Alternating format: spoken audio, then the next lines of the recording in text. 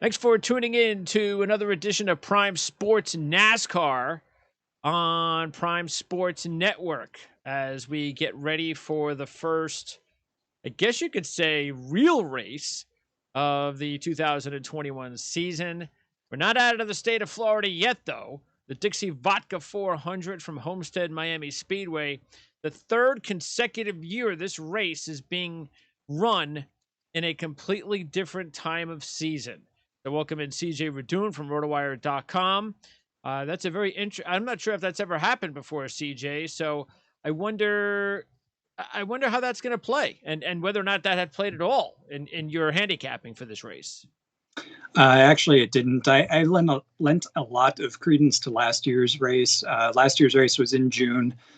This year, it's obviously going to be in February. So there's going to be some differences. Certainly, the weather in South Florida, while it's relatively constant, June is very different than February, which is also very different than November still. So probably won't see as much changes in the track, or I guess as slippery as it would be under the heat of a June race like we had last year. Okay. It should still be pretty good. I mean, Miami's had a history of producing some good race. Sometimes it's a good race. Sometimes it's a very boring race. I lent a lot of, in my handicapping, I went much more heavily weighted towards last year's performance. I still feel like this year we're 2 weeks in and we still are no wiser as to who is good and who isn't, to be honest with you. Yeah, when you have a road course and a race on a super speedway like Daytona in back-to-back weeks, that's the way it is. And especially as I was talking to Eric about this on Monday, how kind of unfair it is as far as the qualifying setups now for the drivers who are just wrecking at random in Daytona, and then to put them in a bad qualifying spot on a road course the next week. Look, we've all agreed that less qualifying and practice is good, no question.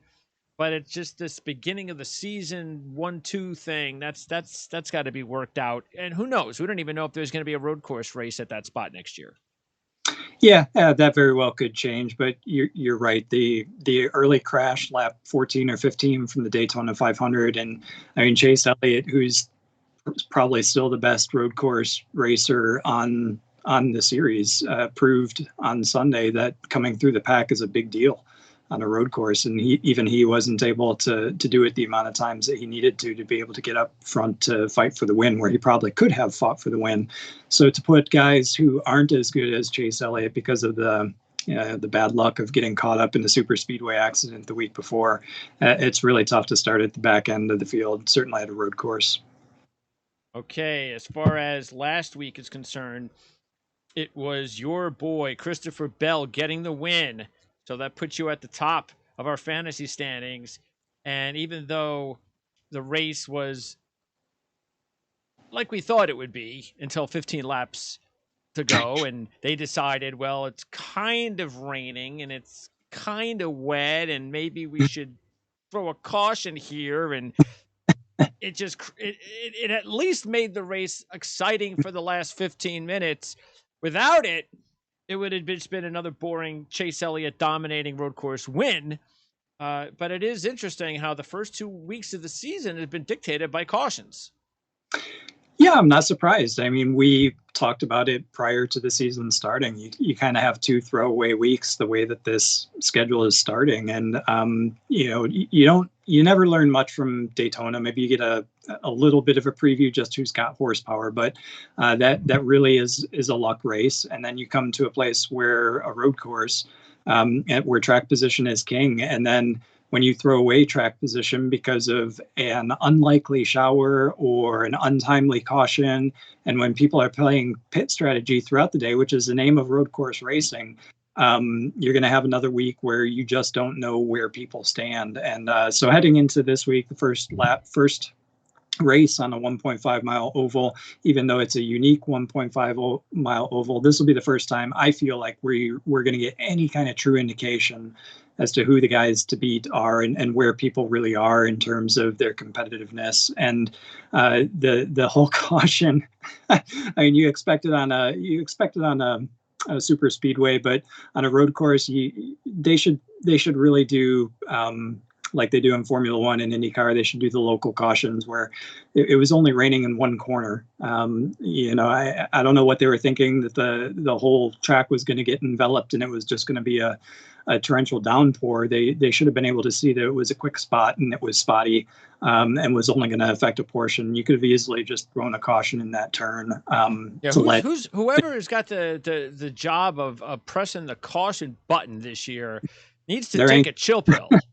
They are anxious, very, very anxious. Yeah, they called it way too soon for the finish of the 500, and then they called it way too soon, anticipating rain here last Sunday. So maybe they changed that person. Maybe it's the track. I don't know. It was Daytona both times. Maybe it's the same person. Maybe Homestead's got somebody else. Who knows? And whatever the case may be, it's opened it up where we've had back-to-back first-time Cup winners for the first time ever in the NASCAR Cup Series. And so there's that. We like parity. So at least it wasn't like Kurt Busch won the race and he didn't deserve it. At least a driver like Christopher Bell was able to get the win. I do want to go back to Eric's over-under that we did on first-time winners this season, though. Oh, that's right. Yes. We didn't even talk about that yet. I was very pessimistic on this one because the competition is just way too deep, but I've been proven incorrect in both outings so far this season. What was that number? I think we put it at 2. Did we? 2? I think we put it at 2. Well, yeah. That's over with. All right. Yep. Let's now talk about the race this week. Again, the Dixie Vodka 400. And 7 of the last 8 winners have started in the top 5, including the pole sitter last year, Denny Hamlin, who happens to be the pole sitter this year.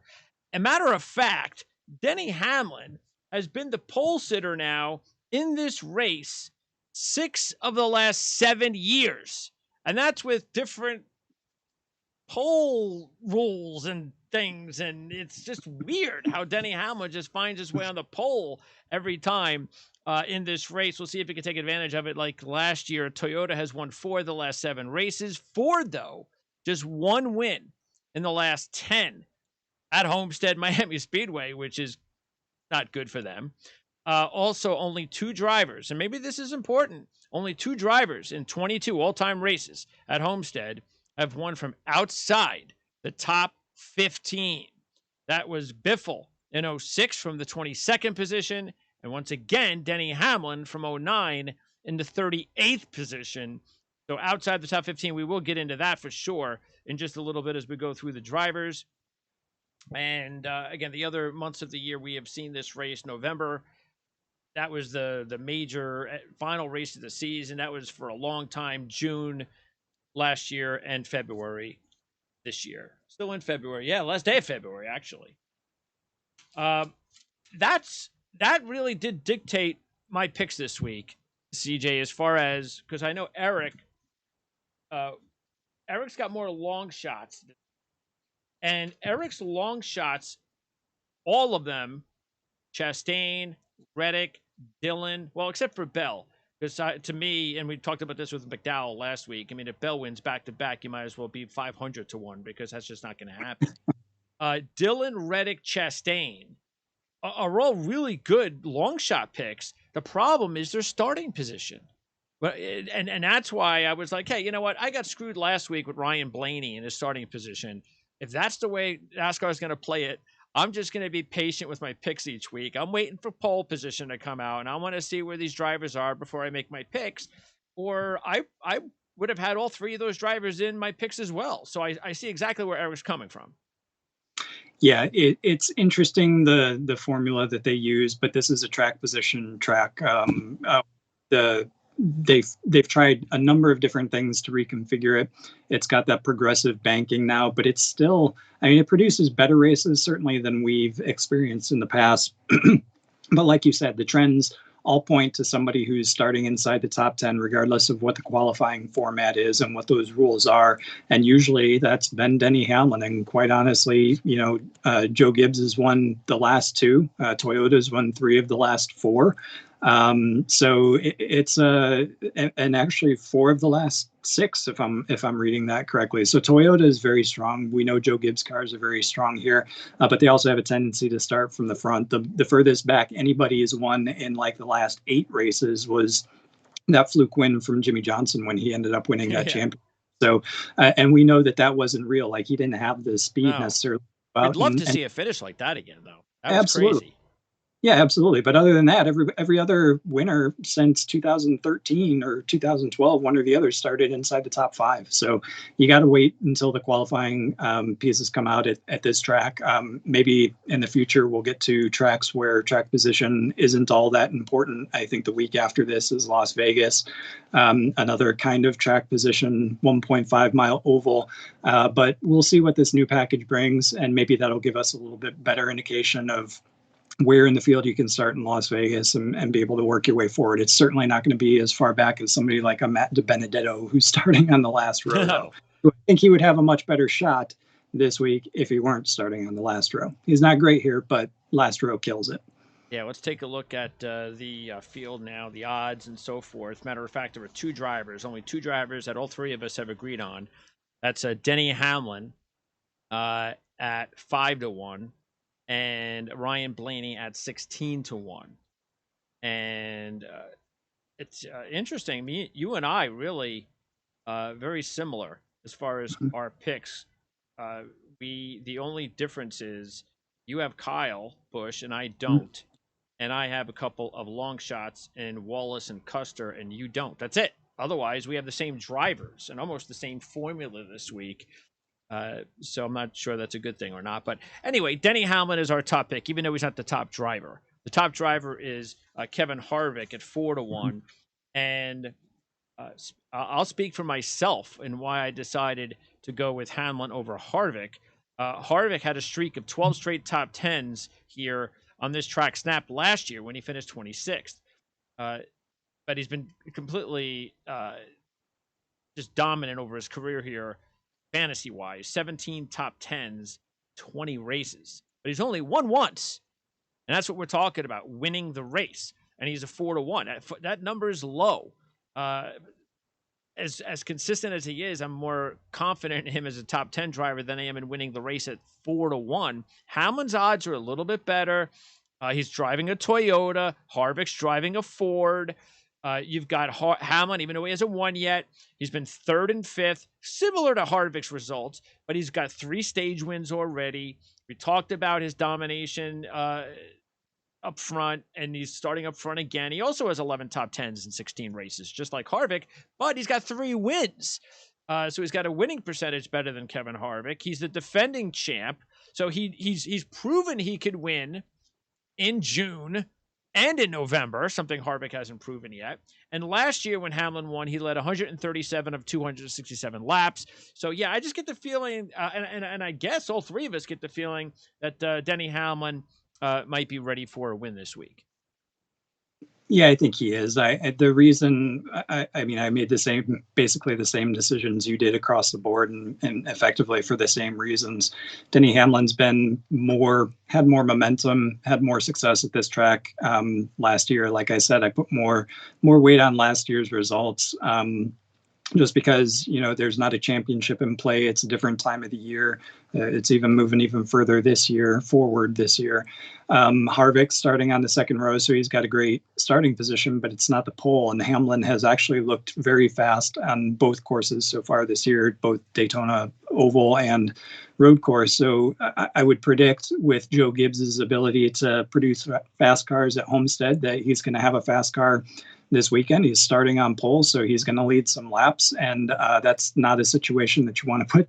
You want to try to compete against Denny Hamlin, and when somebody's out there with lower odds than that, how often does Hamlin start on pole at any track and then not be the favorite going into the race? I'd be curious on that statistic with Harvick starting behind him. Yeah, well, look, I mean, already I've looked at some sports books who have already kind of, and it's always going to depend on which sports book you go to, but I've already seen a couple that have Hamlin and Chase Elliott now as the co-favorites. So it doesn't take long for the public to speak their minds, and maybe that is the case. But these were the early odds when we made our picks in the last 24 hours. So, all right. You and I, out of the $100 that we have to wager on each week, put 35 on Hamlin, and Eric put 20 on Denny Hamlin. Next up, and nobody touched Harvick, but Martin Truex Jr. Eric was the only one who went with Truex. He is on a Toyota. He will be starting ninth. He's 6-1. So again, those are low odds. He did have a win in 2017. Didn't lead any laps last year. Finished 12th. That ended a really hot run for Truex when he was first, second, and second, leading a total of 201 laps in those 3 races. This is why I brought this up in the beginning of the show. That was at the end of the season, the last race of the year. A lot of times Truex was fighting for a championship. Move out of that time of the year into June. It's not for a championship. And all of a sudden, look what happens. You don't get that, hey, go ahead. You can move into the top 4 if you like. And so it mattered. It just did. And I'm not saying that it means Truex isn't going to win this week.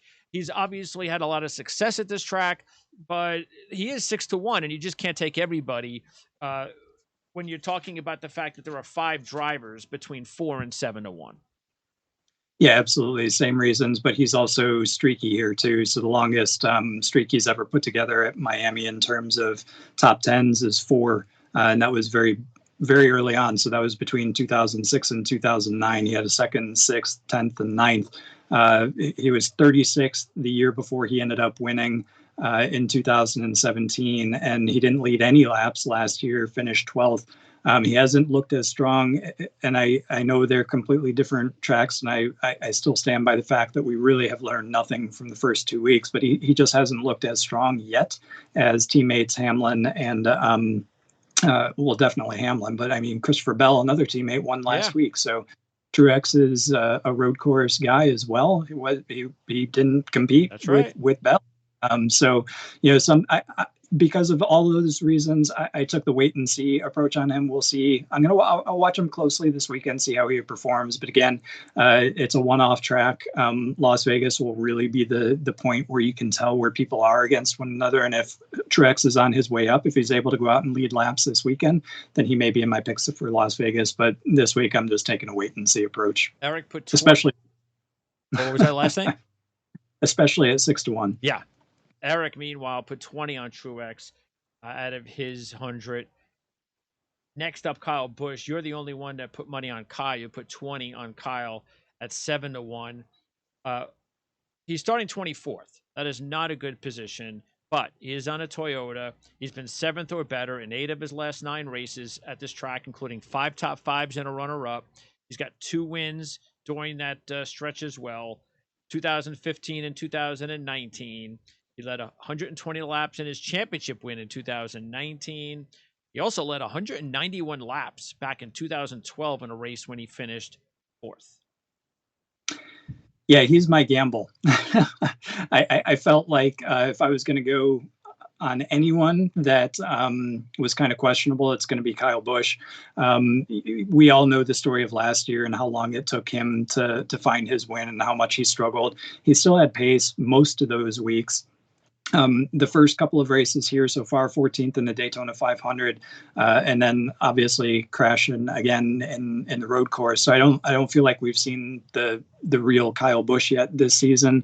He's actually the poster boy for what we talked about earlier, the strange point system as far as qualifying. It's just it's not fair for Kyle Busch. I mean, if he had a real qualifying run out there, he wouldn't be 24th. So. Look, maybe what they should do in the future, depending on these situations, if they get into them again, just eliminate the practice. But if you want to go out there and have one qualifying lap, I mean, go ahead. Who cares?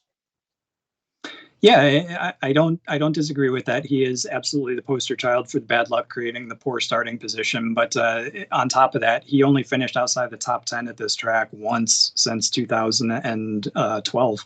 And that was 39th place in 2014. And since then, he's had 2 wins. So he's got the pace here. Joe Gibbs is strong here. He's led laps every year here since 2015, too. So No, he's not starting inside the top 10 like he was all of those seasons, but they've got some good pit strategy, and Joe Gibbs Toyotas are strong at this track. We'll see if he can move forward, but he is a gamble without doubt at this point. I just decided to go with him over, say, a Truex, who I'm a little bit more cautious on at this point. We both went with Chase Elliott. Eric decided not to go with Chase Elliott or Kyle Busch.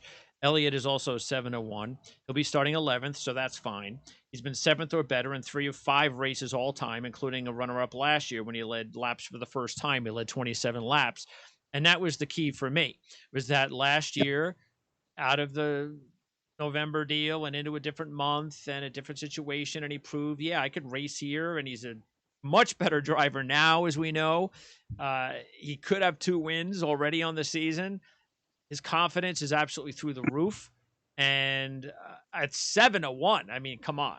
5-1, 4-1, I would have been a little bit hesitant to put as much as I did, 35 of my dollars on him. But yeah, I want to try to take advantage of that number at 7-1. And you also put 20 on him.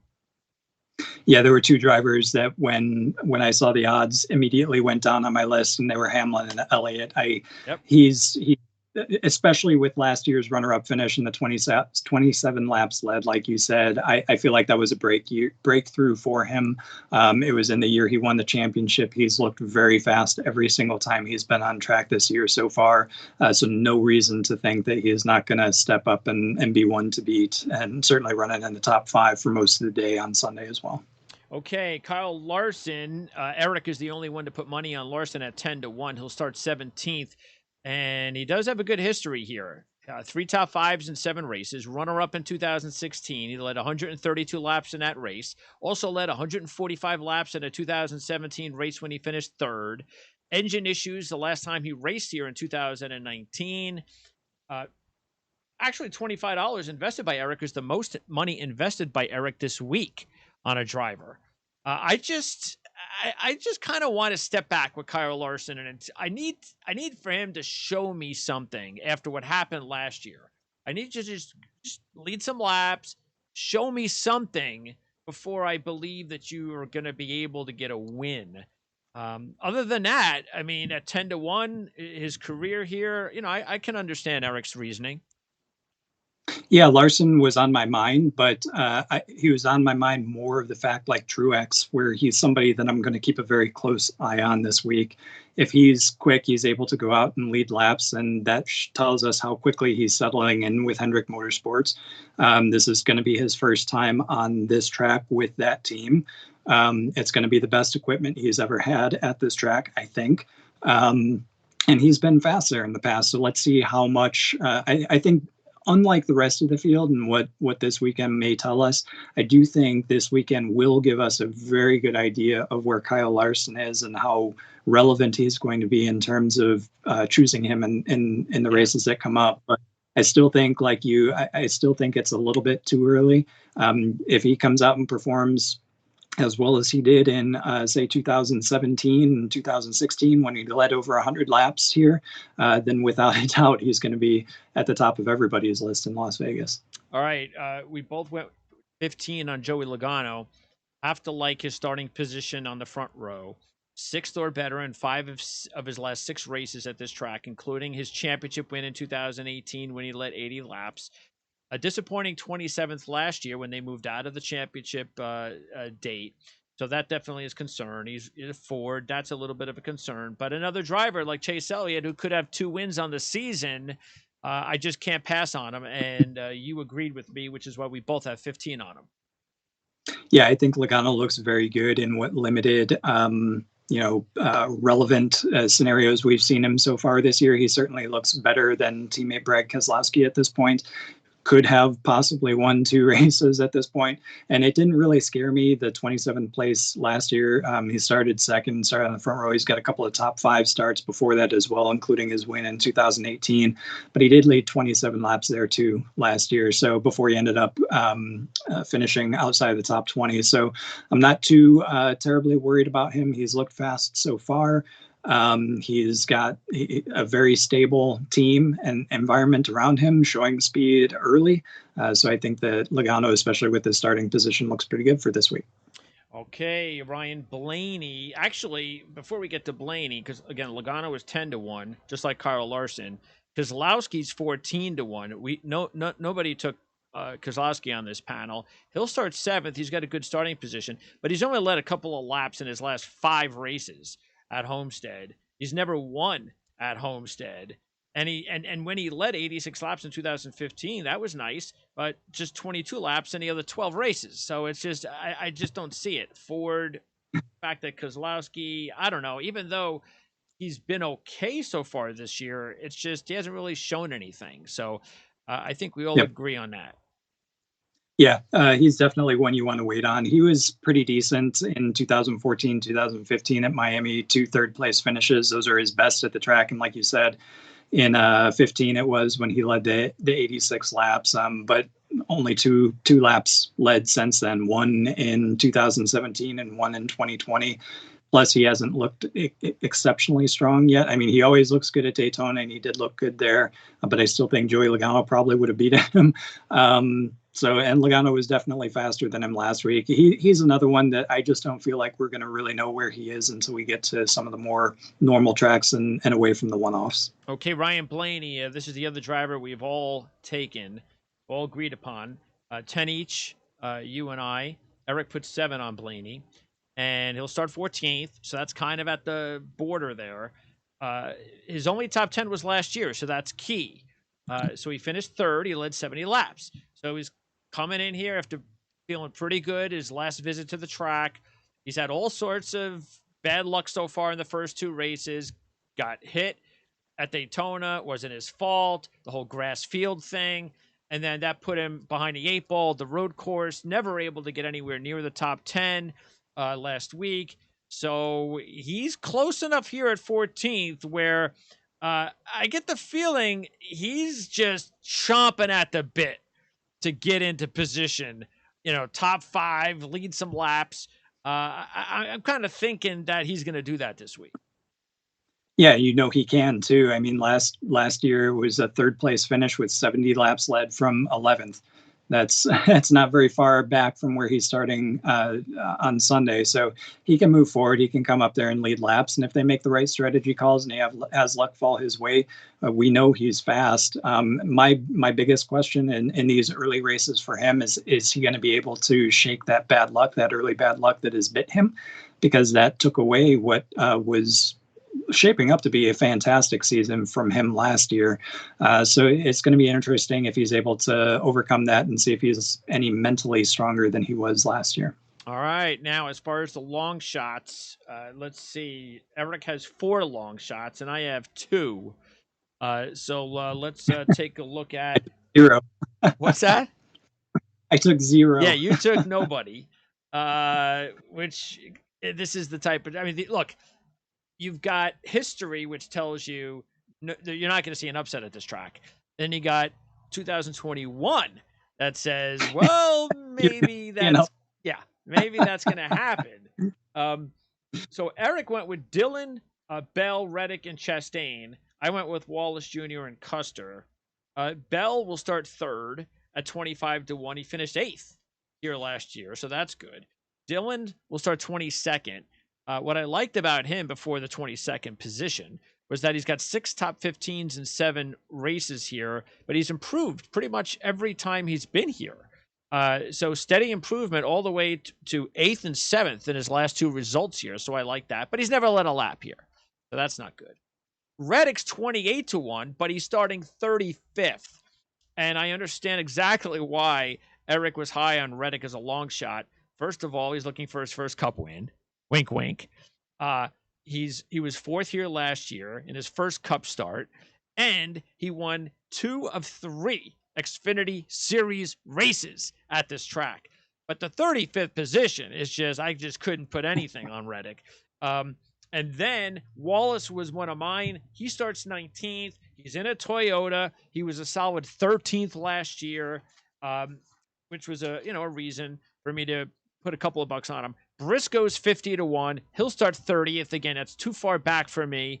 Eric, I see why he likes Briscoe in 3 Xfinity races, all 7th or better, including a win the last time he raced here in the Xfinity Series. And then finally, Cole Custer at 66-1. He's starting 10th for me. He has been so far okay this season, couple of top 15s. He was 22nd in his first race here last year in the Cup Series. And in the Xfinity Series over his last 3 races, he finished first, second, and second. So those are the long shots that we are picking this week. Who do you like out of that group? Chastain, not so much, because you're only able to compare other series. He hasn't raced here. Cole Custer starting, he was 22nd, started 35th, sorry, in this race last year. Wallace, he's another guy for me, like the majority of the field, where he's in new equipment. He's probably in the best equipment he's been in his career. So let's see what he can really do. It might take another week to really figure out where he stands. But for me, I'll hit on Dylan as well. Dylan is coming up. He's got, like you said, better starting, actually not a good starting position for him. If I'm remembering correctly, where is he starting? 22nd, yeah, so not a great starting position from him, but he does have 2 top 10s and hasn't finished worse than 15th since his first visit to the track. So I think he'll be a top 15 kind of guy, and you never know what's going to happen when you're racing inside the top 15. But for me, Christopher Bell, he extremely fast here, started 36th and came up and did not lead, but finished inside the top 10. So finished 8th from starting 36th.